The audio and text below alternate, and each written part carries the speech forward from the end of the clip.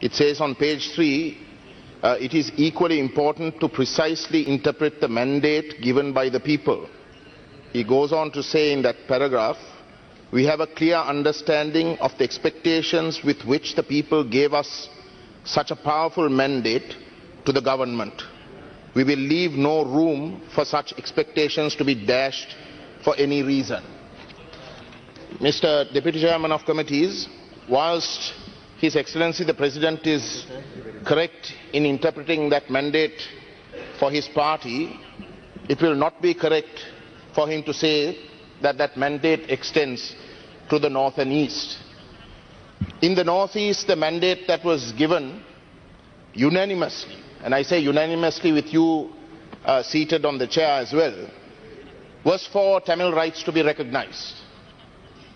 Tamil rights means that our identity has to be recognized, that Sri Lanka is a plurinational country, that there are two nations that exist in this country, and that our rights have to be equal, our status has to be equal, and that along with that status, constitutional amendments have to be made recognizing the right to self-determination was unanimously expressed in the last elections in the north and the east.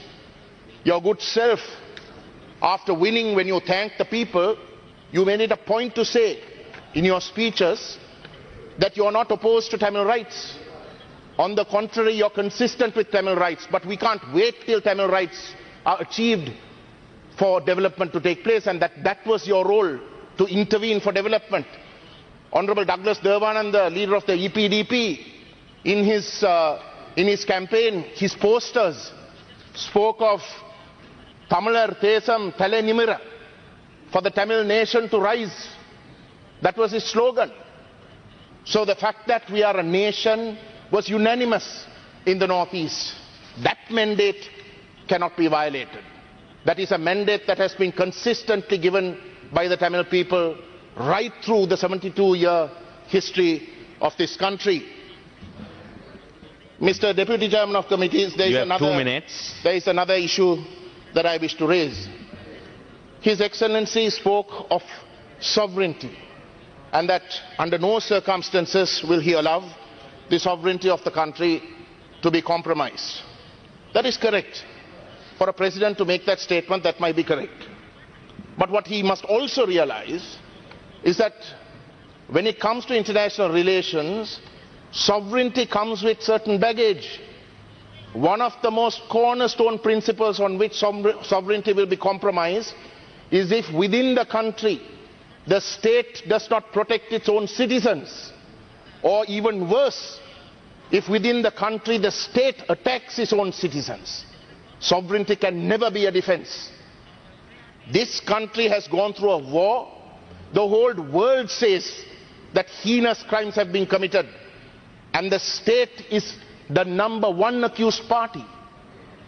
Without accountability and being prepared to address those issues, you can never. This is not a point of order.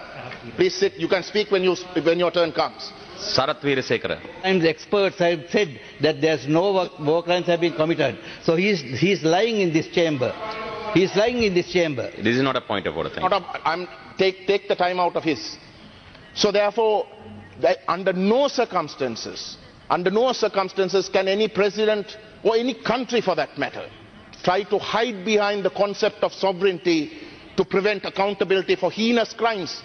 The victims of these heinous crimes stand as Tamils. The major victims stand as Tamils, and they have consistently said that genocide has been committed and that they want international accountability. Your time is up. Finally, Mr. Deputy Chairman of Committees, there are certain very welcome concepts which His Excellency has drawn with regards to development and certain other issues. I would like to flag two. One is with regards to foreign fishermen fishing in Sri Lankan waters. Second, he has also talked of several landless people have to be given their deeds. I welcome those, But what His Excellency must understand is that the Northeast has been a war zone for over 30 years. The people of the Northeast, You have to wrap it up. I'm finishing. The people of the Northeast economy is 30 years lagging behind. You cannot treat people in the Northeast equally. You have to protect them. You have to allow their economy to grow. And it is Honorable only Mahinda thereafter Samarasinghe. that you can allow